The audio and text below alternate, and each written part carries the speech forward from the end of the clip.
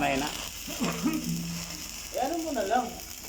Save mo na lang. Mamaya. Wala akong walang extra memory. Pasensya na guys ha. Yung welder namin, reklamador yan.